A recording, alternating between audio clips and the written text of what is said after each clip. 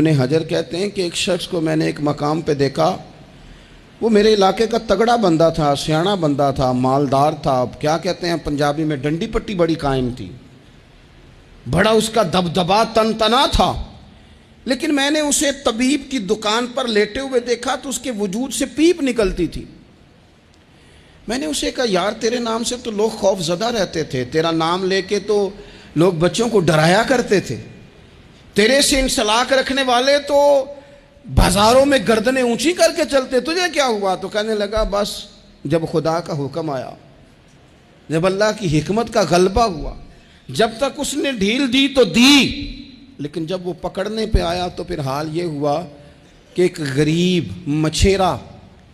مچھلیاں پکڑنے کے لیے دریا میں سارا دن بیٹھا رہا، اسے مچھلی نہ ملی، شام کو روئی پڑا کہ مالک میرے تو بچوں کے پاس کھانے کو بھی کوئی شے نہیں، تو ایک مچھلی شام کو بڑی محنت کے بعد ایک بڑی مچھلی اس کے ہاتھ لگی۔ ان دنوں نہ مچھلیاں ملتی تھی نہ گوشت ملتا تھا، وہ بیچارہ ایک مچھلی لے کے جا رہا تھا اپنے گھر کی جانب، تو سامنے اسے میں آ گیا۔ جو طریقہ ہوتا ہے، کدھر لے کے جا رہے ہو، کہاں سے لی ہے؟ تو کہتے اس نے کہا صاحب مجھے پتہ ہے آپ مجھ سے چھین لیں گے، لیکن میرے بچے صبح سے بھوکے ہیں، یہی میرا روزگار ہے، آج مجھے کچھ نہیں میسر آیا،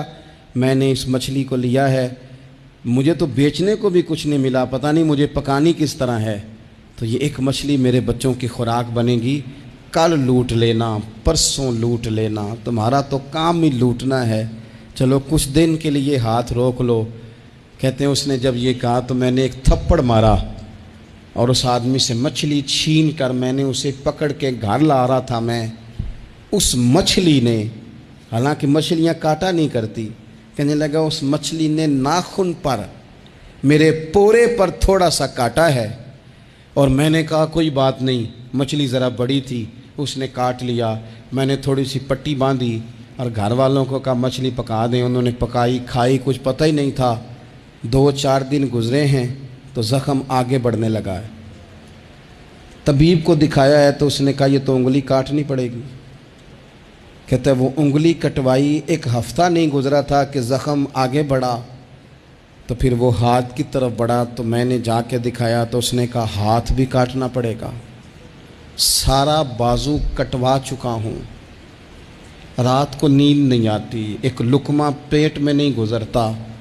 میرے بچے، میرے بھتیجے، میرے بھائی، میرے عزیز گلی گلی اس غریب کو ڈھونڈتے پھرتے ہیں جس کا نام بھی ہم کوئی نہیں جانتے، تھک گئے تلاش کر کر کے، خدا جانے کہاں چھپ گیا اللہ کی اتنی بڑی زمین میں، وہ ملتا نہیں، میں سو نہیں پاتا۔ کہنے لگے شیخ میرے لیے دعا کر دو، مجھے کچھ نہیں چاہیے، بس وہ مجھے مل جائے اور میں اس سے نا معافی لے لوں، بس وہ مجھے معاف کر دے، 2 جملے معاف، جیسے بھی ہوگا میں منا لوں گا، بندہ درکار ہے۔ ابن حجر نے لکھا ہے، کہتے ہیں وہ تڑپتا رہا، روتا رہا، آہوزاری کرتا رہا،